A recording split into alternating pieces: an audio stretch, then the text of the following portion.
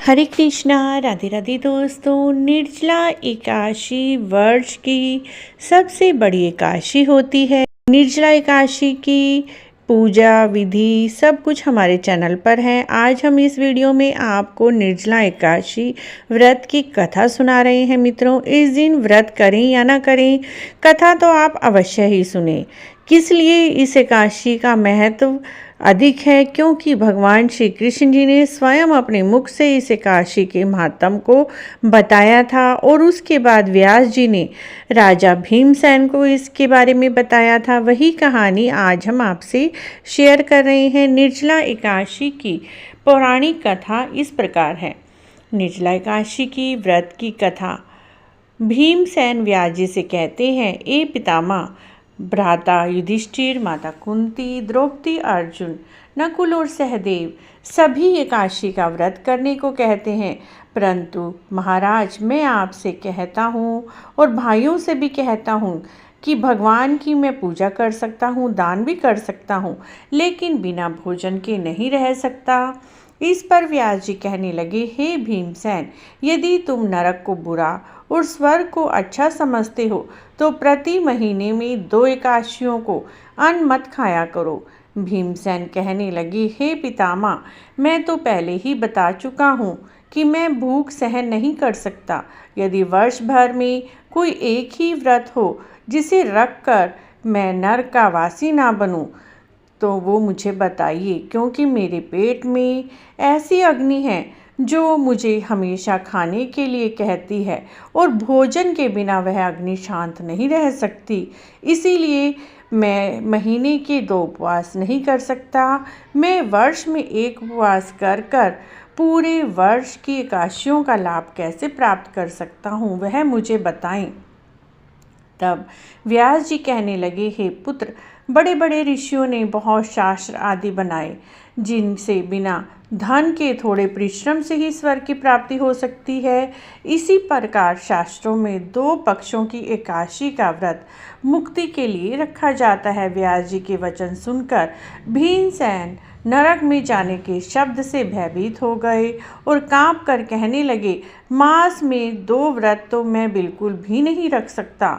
वर्ष में 1 व्रत करने का मैं प्रयत्न अवश्य कर सकता हूँ। वर्ष में 1 दिन व्रत करने से यदि मेरी मुक्ति हो जाती है तो कृपा कर आप मुझे व्रत बताएं। यह सुनकर व्यास जी कहने लगे, वृषभ और मिथुन की संक्रांति के बीच ज्येष्ठ मास के शुक्ल पक्ष की जो एकादशी आती है उसका नाम निर्जला एकादशी है। तुम उस एकादशी का व्रत करो।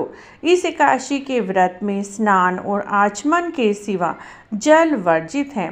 आचमन में 6 मास से जल से अधिक नहीं लेना चाहिए, अन्यथा वह मदपान के समान हो जाता है। इस दिन भोजन नहीं करना चाहिए, क्योंकि भोजन करने से व्रत नष्ट हो जाता है। यदि एकादशी को सूर्य उदय से लेकर द्वादशी के सूर्य उदय तक जल ग्रहण ना करें तो उसे सारी एकादशियों के व्रत का फल प्राप्त होता है। 24 एकादशी, वर्ष की 24 एकादशियों का फल मिलता है।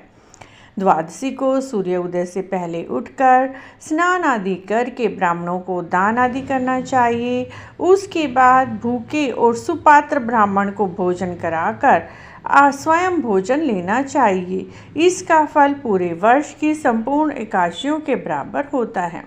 व्यास जी कहने लगे, हे भीमसेन, यह मुझको स्वयं भगवान जी ने बताया है। इस एकादशी का पुण्य समस्त तीर्थों और दानों से अधिक है। केवल 1 दिन मनुष्य निर्जल रहने से पापों से मुक्त हो जाता है। जो मनुष्य निर्जला एकादशी का व्रत करते हैं उनकी मृत्यु के समय यमदूत आकर नहीं घेरते, बल्कि भगवान के पार्षद उसे पुष्पक विमान में बिठाकर स्वर्ग ले जाते हैं। अतः संसार में सबसे श्रेष्ठ निर्जला एकादशी का व्रत है, इसलिए यत्न के साथ इस व्रत को करना चाहिए। उस दिन ओम नमः भगवते वासुदेवाय मंत्र का उच्चारण करना चाहिए, गोदान करना चाहिए।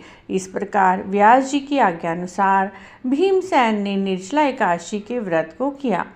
इस एकादशी को भीमसेनी और पांडु एकादशी भी इसीलिए कहा जाता है क्योंकि सबसे पहले भीमसेन जी ने निर्जला एकादशी का व्रत किया था।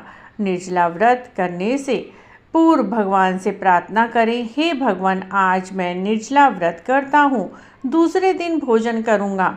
मैं इस व्रत को श्रद्धा पूर्वक करूँगा, अतः आपकी कृपा से मेरे सभी पाप नष्ट हो जाएंगे। इस दिन जल से भरा हुआ घड़ा वस्त्र से ढककर और स्वर्ण सहित दान करना चाहिए। जो मनुष्य इस व्रत को करते हैं उनको करोड़ पल सोने के दान का फल मिलता है। जो इस दिन यज्ञ आदि करते हैं उनके फल का तो वर्णन भी नहीं किया जा सकता। इस एकादशी के व्रत से मनुष्य विष्णु लोक को प्राप्त होते हैं।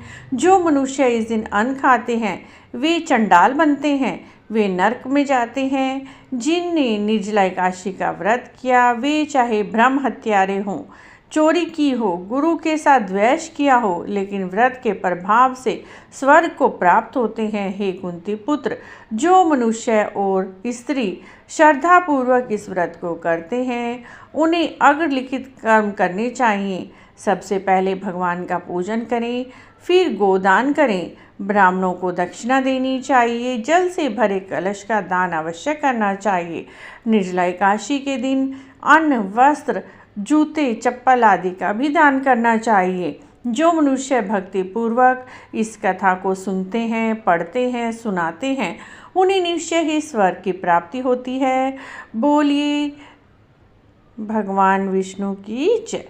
यदि आपको भी मित्रों निर्जला एकादशी के व्रत की यह कहानी अच्छी लगी है तो आप इस कहानी को अवश्य ही सुनें और सुनाएं, शेयर करें और कमेंट बॉक्स में जय श्री विष्णु भगवान अवश्य लिखें।